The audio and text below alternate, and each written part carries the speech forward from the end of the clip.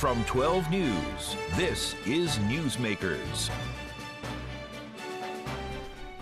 Welcome to Newsmakers. I'm Ted Nesi. Tim White is off this week, and what a week it's been. Rhode Island Congressman David Cicilline shocked the political world on Tuesday when he announced he will resign in June to become the new CEO of the Rhode Island Foundation. I sat down with Cicilline the morning his decision was announced. Here's our conversation. Well, you've made quite a bit of news this morning, Congressman Cicilline. First, congratulations on your big decision. Was it a hard decision? Well, you know, I was approached by the search firm that was doing the search for the new president CEO, and initially When? A couple months ago. And, you know, sort of the more I thought about the opportunity, the more excited I became as I learned about the work of the foundation, which is really focused on kind of three key areas: making sure we create economic opportunities for all Rhode Islanders, making sure folks have access to quality, affordable health care, and really promoting excellence in education to give young people all the opportunities they deserve. And I reflected that's been the work of the last 30 years for me in elective office. And so I saw this as an opportunity to build upon that work and continue to do things that I think will help Rhode Island. And, you know, I ran for public office in every office I've held for one reason: to try to make life better for Rhode Islanders. And the Rhode Island Foundation, I think, is a very unique organization. I think I can help bring it to the next level and have an even greater impact than it's already had on things that I really care about and I know that are important to Rhode Islanders. So I'm going to miss lots of things about the job in Washington, lots of great friendships and many of the important issues I was working on.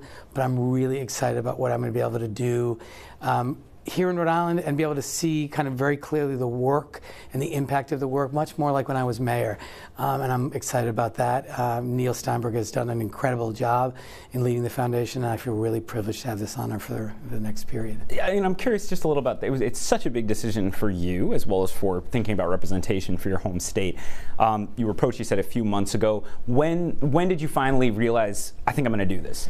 In the last few days. Oh, so this is a very recent decision. Yeah, very recent, yeah. And the board met this morning and formally voted to extend the offer to me, which I accepted this morning. So, you know, I've been thinking about it since the very first conversation, had a lot of discussions about it, but I really see it as a tremendous opportunity. The Rhode Island Foundation is one of the largest and oldest community foundations in America.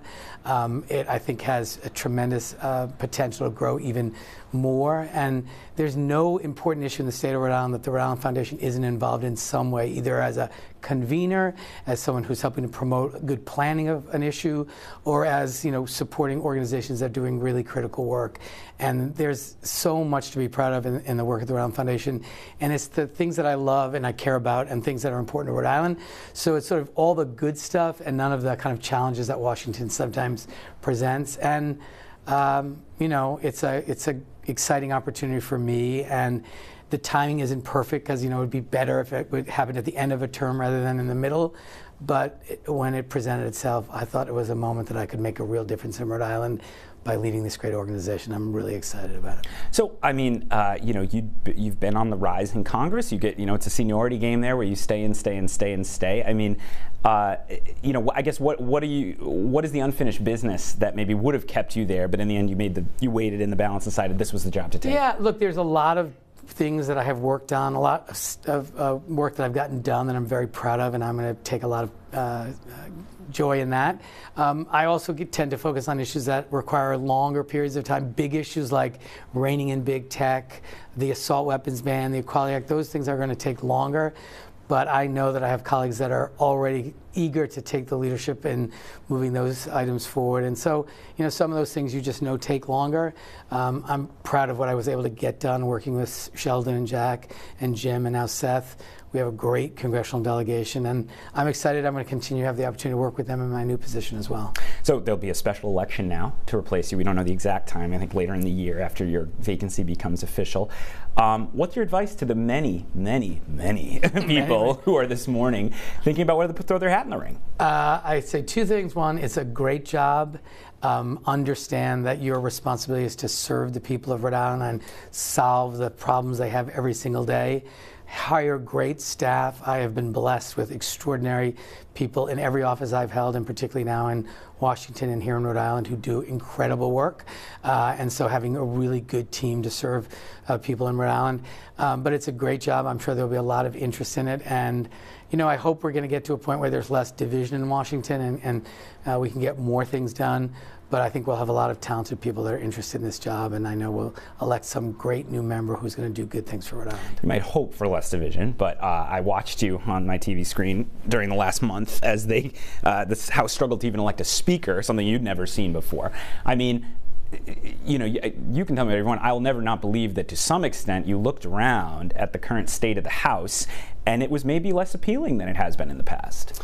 Look, I mean, I think the House has always been a partisan place, at least for most of the time that I've been there. I think it's gotten particularly bad now with the new Republican majority. But I think people know me know that there's part of me that enjoys that battle. And, I think someone described me as a brawler, which I took as a compliment. I think I've used that word, yeah. But, when you want to get things done, there's no question that the new Republican majority presented some real challenges, even in the early days, about whether we're going to really be able to move things forward. The last 2 years in Congress, we had the most effective Congress, at least in my lifetime. We got the most done, and I'm really proud of that. I think it's going to be a challenge for the next 2 years, but I hope it's going to be a temporary challenge. But what I knew for sure is, as I thought about where can I make the biggest difference in Rhode Island, leading this incredible organization that's involved in all of the things that matter, healthcare and economic opportunity and education, or spending the next few years in the House. And there was no question that I am certain that I'm going to have a greater impact on Rhode Island and improving the lives of Rhode Islanders as the president and CEO of the Rhode Island Foundation. I mentioned unfinished business, but I should ask, 12 years in the House, what are you proudest of? What do you feel is your greatest achievement in these 12 years? I would say that work that I did to ban non-compete and mandatory arbitration clauses, which is helping millions of people, particularly women, who are victims of sexual assault and sexual violence. That just passed last year, yes, right? Yeah. Work that I led to rein in big tech. Some of that we passed, some remains unfinished. But passing the Equality Act, passing the assault weapons ban in the House, they languish in the Senate, but those are two really important bills to me. But the most important accomplishment for me has been the service I've been able to provide to Rhode Islanders who had particular problems, couldn't get into the VA, had a problem with their Social Security check, things that might seem small but are really important in the lives of Rhode Islanders. Yeah, because some people, when you talk about constituent service, sort of roll their eyes, say, well, they just, of course they like that because that person votes for them. Then how important is that compared to, trying to pass a bill or being tough at a hearing? Look, it's really important because when someone calls a congressional office, they are at wit's end. They've tried everywhere else, and it's help they really need. So it's always been really important to me and to the staff that I have had here in Rhode Island. I'm really proud of the work they've done. But obviously, passing the American Rescue Plan and passing the CHIPS Act and passing this gigantic infrastructure bill, which is bringing billions of dollars to Rhode Island, creating good paying jobs, that's consequential too. So there's a lot I'm proud of. I leave, I hope, with a reputation of having served Rhode Island well.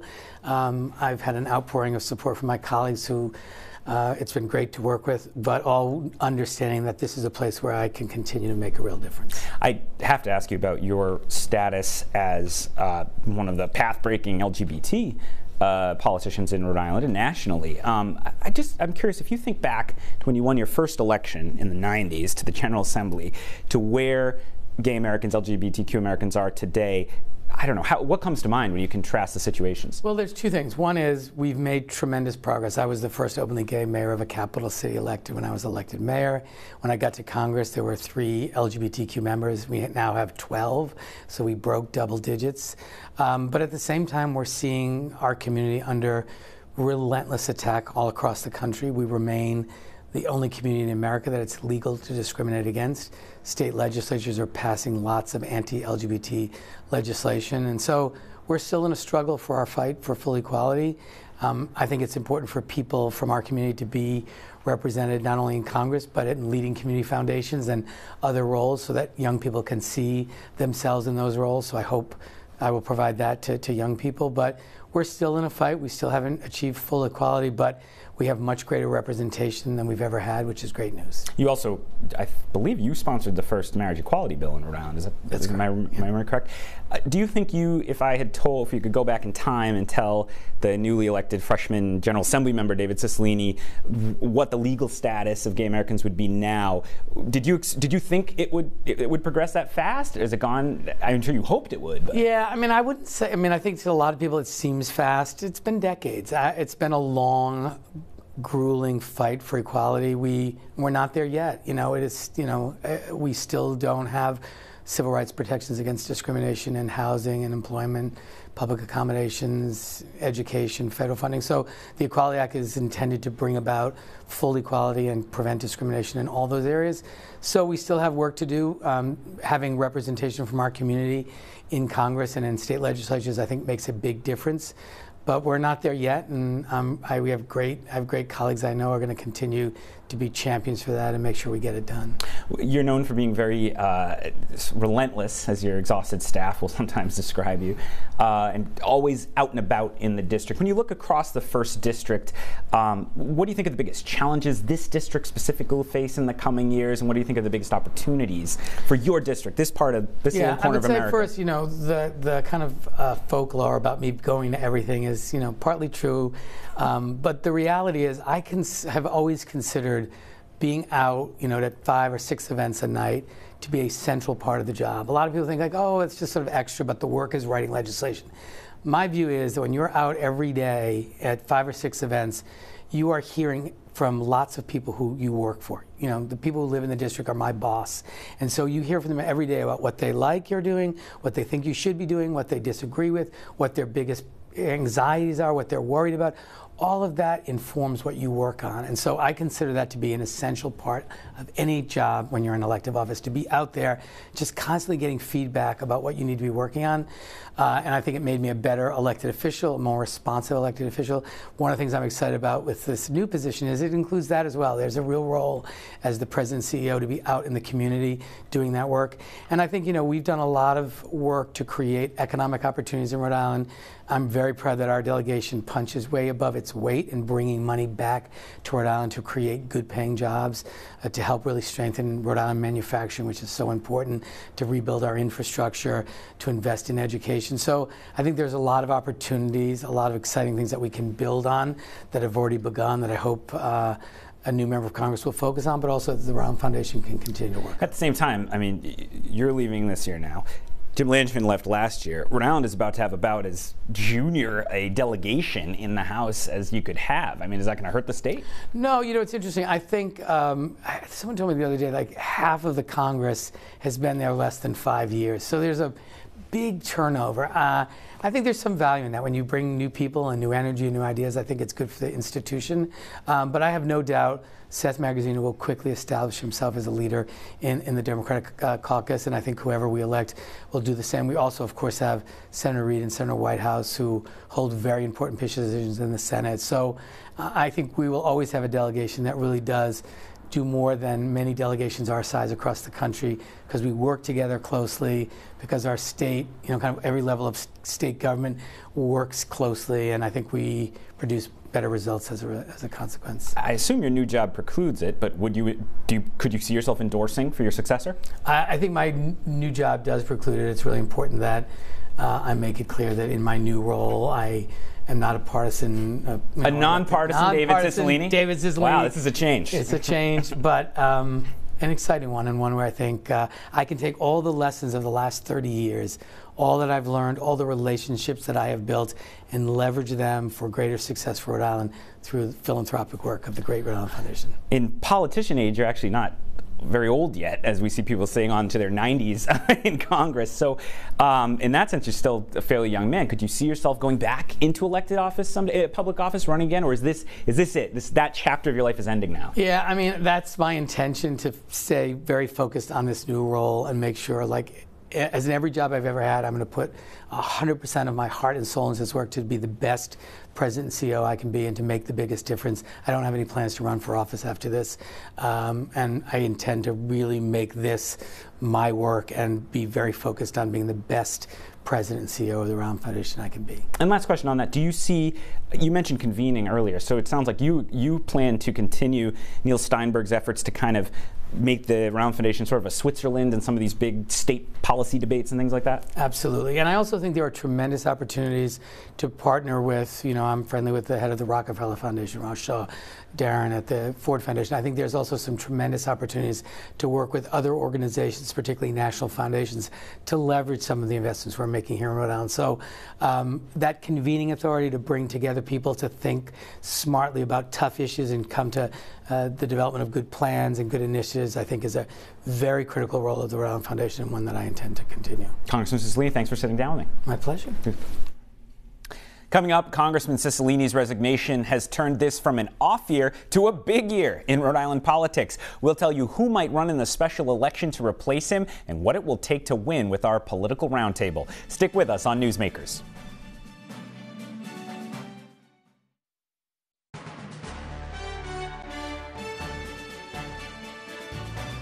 Welcome back to Newsmakers. I'm Ted Nesi, and joining me for the second half is 12 News political analyst Joe Fleming and Target 12 investigative reporter and political reporter Steph Machado. Good to have you both with me. Didn't know I'd be getting the band back together this quickly to talk campaign dynamics, but here we are.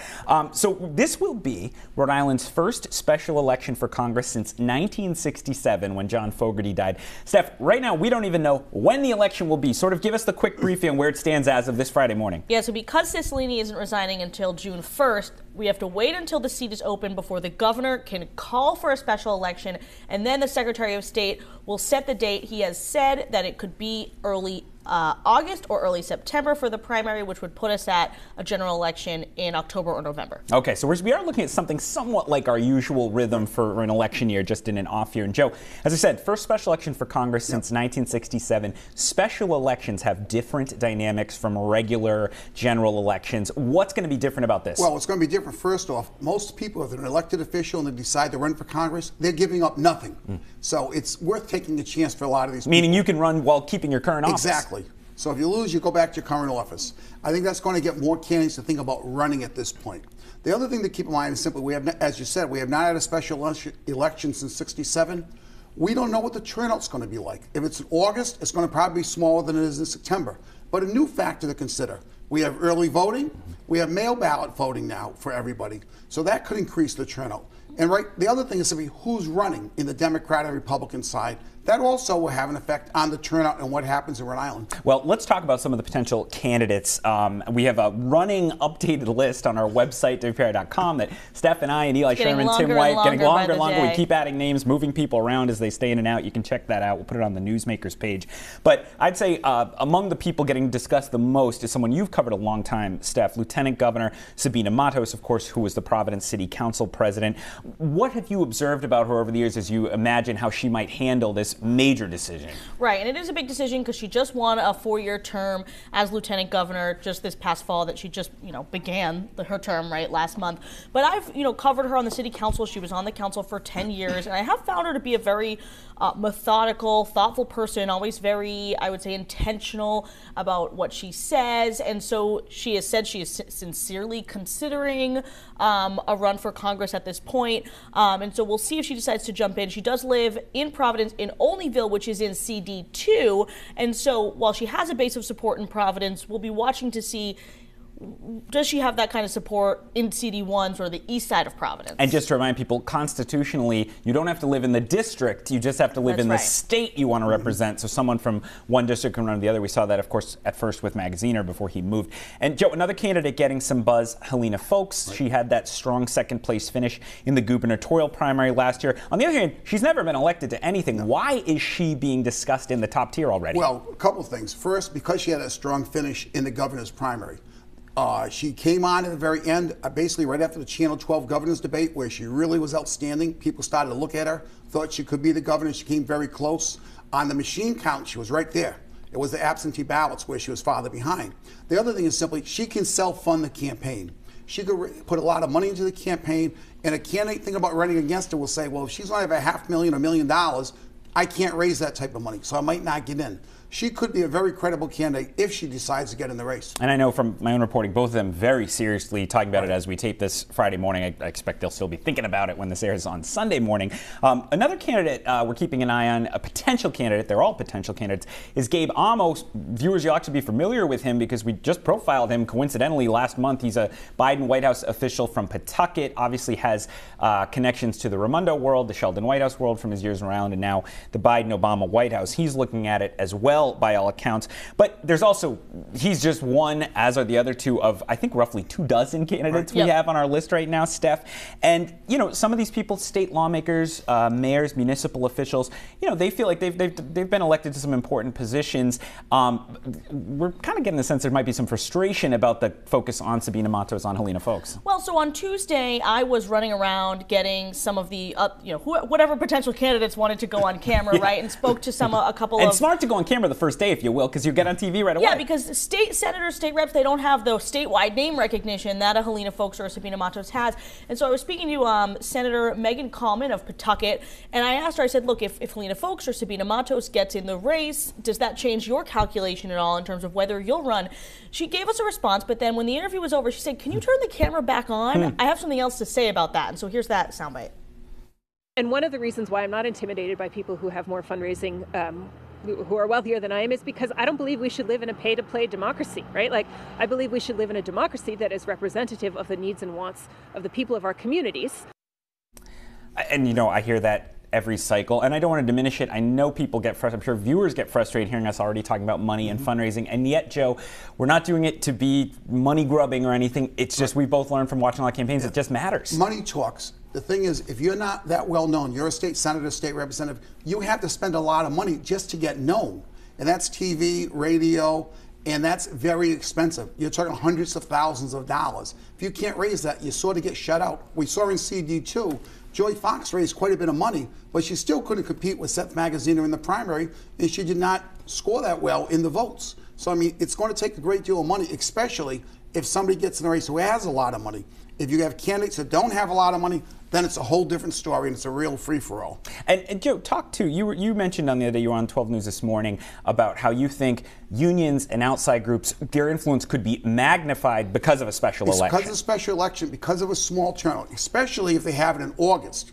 If you take all the unions in the state of Rhode Island, they could get together and probably deliver a good block of maybe 15,000 votes if they're all united. And that could almost be enough to win a special election. You got Emily's List, who can come in and really put a lot of money in to help somebody. You got the mayors in Rhode Island who all have got together in 2022 and supported Dan McKee, James Diosa, and helped get them over the top. So if they unite, there's a lot of fluid stuff right now. We don't know what's going to happen over the next month or two. And it could take probably a little time, I would say, for people to make their decisions, I think. What do you think, Steph? Oh, absolutely. And the benefit they have right now is that the declaration period is not going to be until June or July. And so everyone's running right now, right? Everyone can say, I'm exploring a run. Maybe they'll open an FEC account. Some of them like having their names on the list. Yeah, they want to be on the list, and they could start trying to fundraise and see where they get. Right. And then when the spring comes, maybe some of the state reps and senators will all coalesce around a single candidate or something like that, or the mayors will all get behind a single candidate. So by the time, I'm not expecting 24 people to declare their candidacy this summer. But you always say you think sometimes people wait too long, and there could be an advantage with going sooner. Yeah, sometimes if you go sooner, it can get other people out of the race. For example, if the lieutenant governor or if Helena Foulkes announces early, other people may say, well, I can't compete with them, I'm going to get out. But somebody might say, yes, I can, it's a special election, I could build the base I need to win.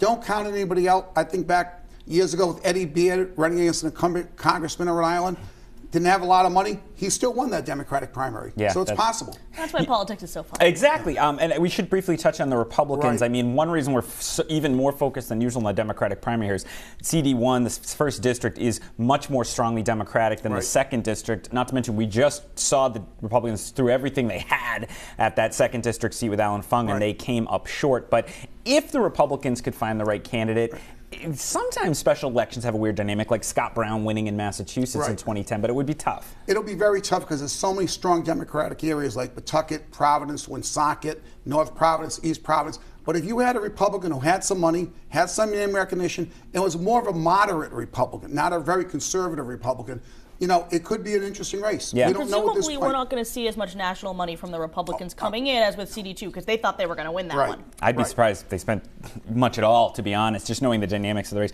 Only a little bit left. I actually want to go back to David Cicilline for a minute because, and Steph, you heard that interview there.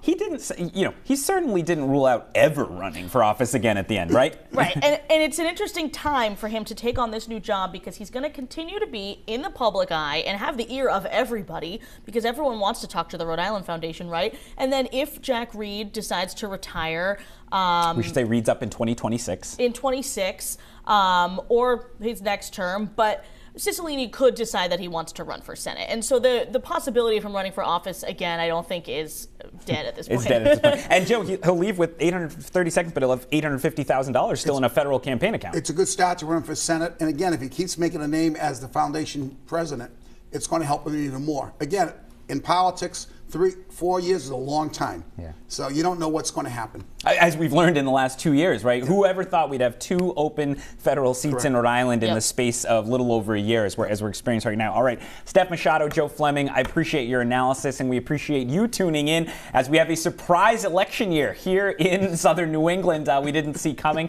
As always, whether we know it's coming or not, 12 News will be your place, your election headquarters. We will have debates, we will have analysis, we will have interviews, we will have scoops, we will have everything you need. We'll have it on Newsmakers, on 12 News, and on WPRI.com. Tim White will be back next week. We'll see you then.